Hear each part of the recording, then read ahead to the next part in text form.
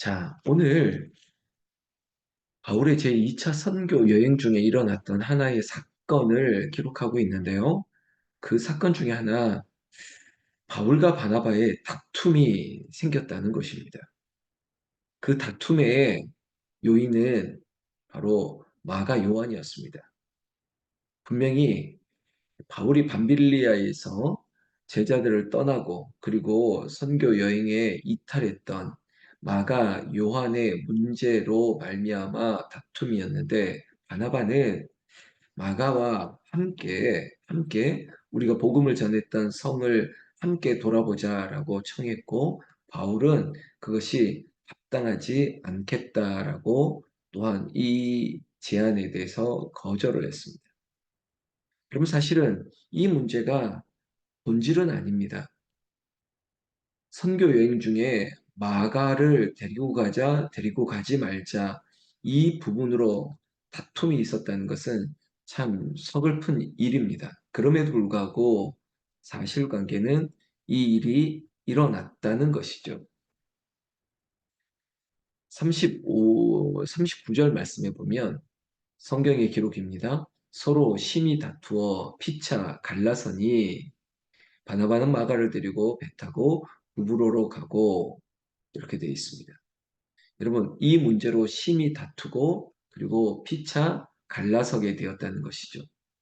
바울과 바나바 함께 동행하고 동역했습니다.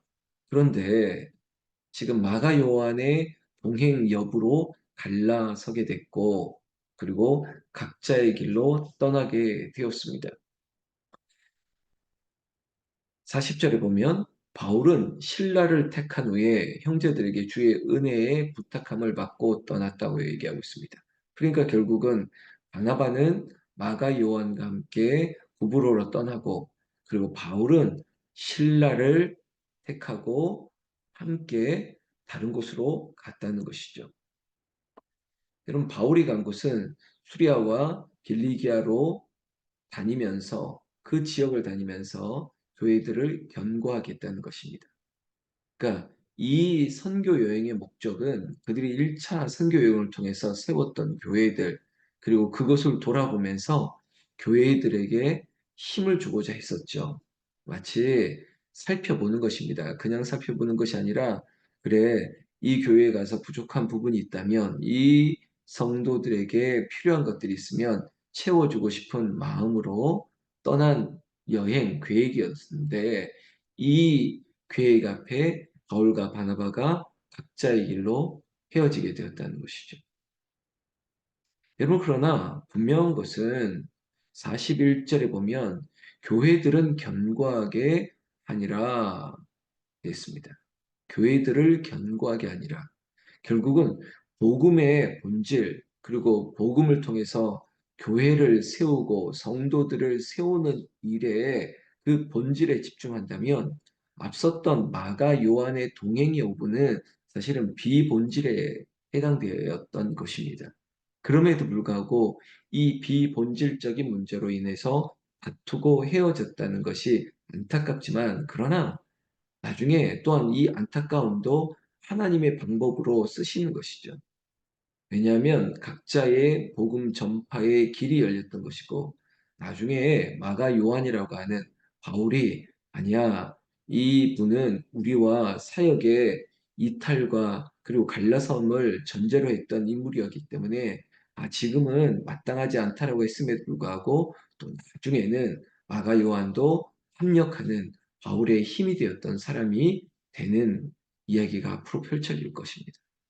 근데 인간적으로 이것이 안타까운 문제구나, 이것이 참 마음 아픈 문제구나라고 우리가 단정 지음할 필요도 없다는 것입니다. 문제는 모이는 교회가 흩어질 때도 왜 마음이 아프지 않았겠습니까? 그러나 이 복음이 편만하게 흩어지는 하나님의 역사가 되었던 것처럼 바울과 바나바의 이 갈라짐의 사건도 후일에 또 다른 하나님의 계획 안에 있다고 믿고 가면 되는 것이죠. 결국은 복음 전파 그 본질에 집중하면 되는 것입니다. 우리가 16장 함께 보고 있는데요.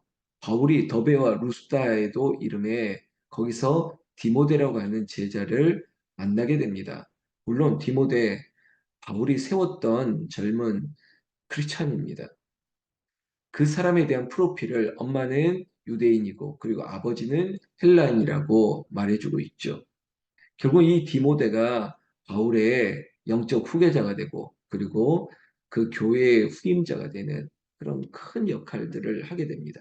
그러니까 만남이라는 것, 그리고 우리가 그리고 세워가는 사람들이 앞으로 하나님의 나라 복음 위에 어떻게 쓰여질지 모르기 때문에 여러분 기도하면서 하나님의 성령의 역사 가운데 순종하며 나아가면 되는 것입니다.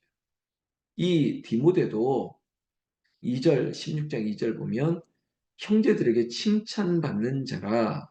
여러분 앞으로 주의 복을 위해서 앞장서야 될 사람들은 칭찬받는 사람들, 특별히 믿지 않은 사람들에게도 세상 가운데도 인정함을 받는 사람들, 그 사람이 필요한데 디모데는 그런 자질을 가지고 있었다는 것이죠. 그리고 이 디모데에게 혹여라도 약점이 될 아버지가 헬라인이라는 것 때문에 유대인들에게 복음 전파에 대한 오해를 살까봐 그래 디모데에게 할례를 행하는 것. 사실은 바울이 할례는 이건 무의미하다고 했거든요. 그럼에도 불구하고 복음 전파에 방해나 저해가 되지 않도록 디모데에게 그래 이렇다면 할례를 행하는 게 좋겠다라고 생각했다는 것이 굉장히 합리적인 것이죠. 복음을 위해서 또 복음 전파를 위해서 도움이 되는 것들을 이어가고 있는 것입니다.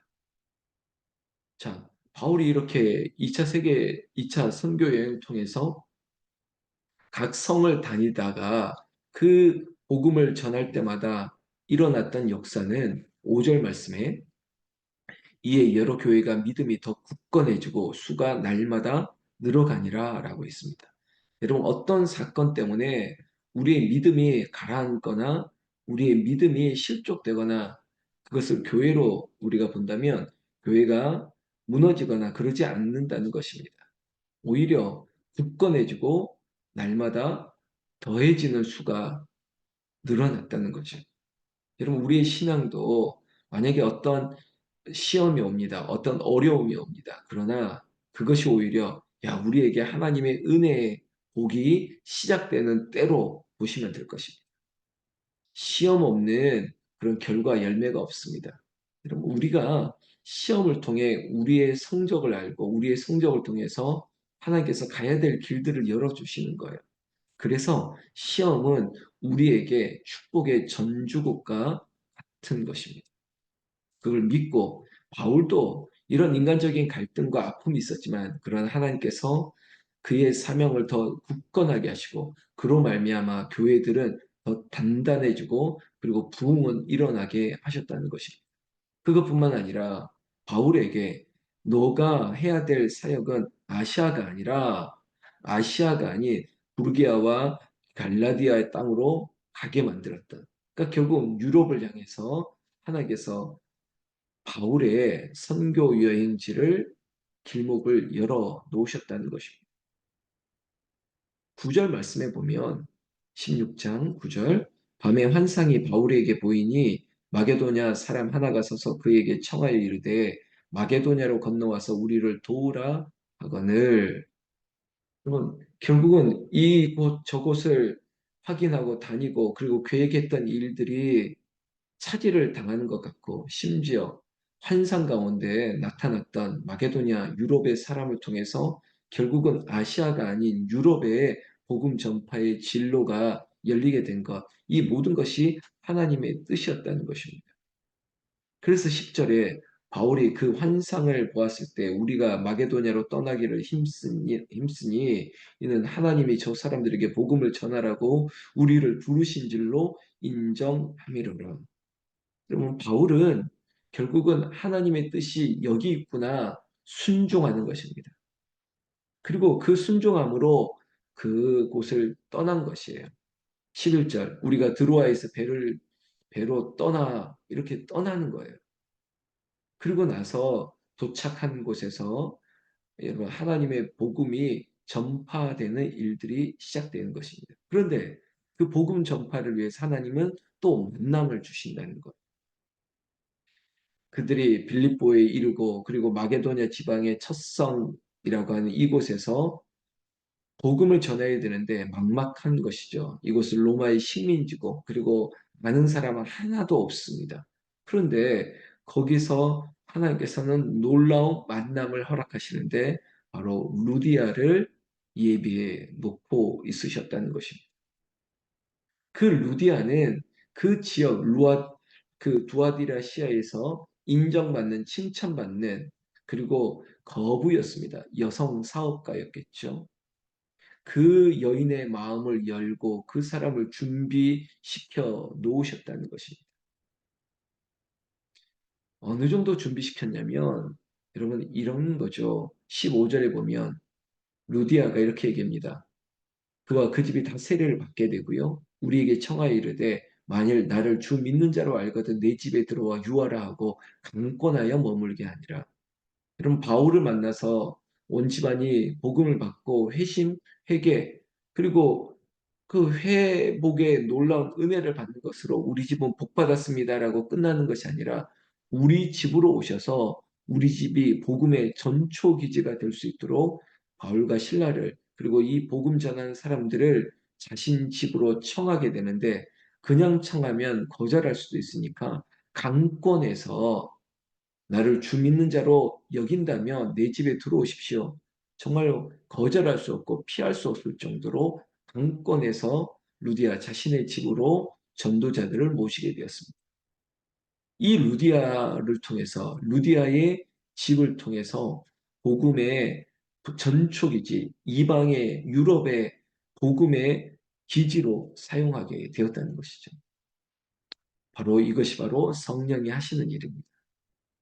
사랑하는 성도 여러분, 우리에게 어떤 거절, 아픔, 다툼, 갈등, 그러나 이것이 진짜 복음이라는 것, 이것이 정말 하나님께서 원하시는 일을 앞둔 전조곡이라고 제가 말씀드렸던 것처럼 더 큰 은혜가 있을 것입니다. 더 큰 만남이 있을 것입니다. 아니, 그 다툼도 결국은 다시 연합하게 되는 하나님의 놀라운 은혜의 통로가 될 것입니다. 그래서 여러분, 일희일비하지 마십시오. 그저 우리에게 일어났던 어떤 사건 때문에 낙심하지도 마십시오. 여러분, 내 길이 아닌 곳으로 하나님께서 인도하신다고 여러분 두려워하지도 마십시오. 내 생각과도 다르다고요? 하나님의 뜻을 구하면 됩니다. 그러면 하나님이 가장 좋은 곳으로 성령을 통해서 우리에게 다 놀라운 생각하지도 못했던 방법과 만남을 통해서 하나님께서 일하시게 하시는 것입니다. 저는 이 짧은 시간 속에서, 아니, 내 인생 속에서도 최근에 일어났던 모든 일들 통해서도 성령께서 분명히 일하시고, 그리고 성령께서 알지 못하는 내가 계획하지 못했던 방법으로 만남을 통해서, 그리고 어떤 사건을 통해서 모든 문제를 해결하시고 더 큰 은혜의 길로 인도하시는 것을 내가 체험하고 믿기 때문에 우리 성도님들에게도, 우리 믿음의 형제 자매들에게도 이 놀라운 성령의 역사가 반드시 일어나게 될 것입니다. 낙심하지 마십시오. 두려워하지 마십시오. 겁내지 마십시오. 믿음으로 주의 복음을 향해서 성령님과 동행하시는 저와 여러분들 되시기를 나는 우리 주 예수님의 이름으로 축원합니다. 축원합니다. 기도하겠습니다.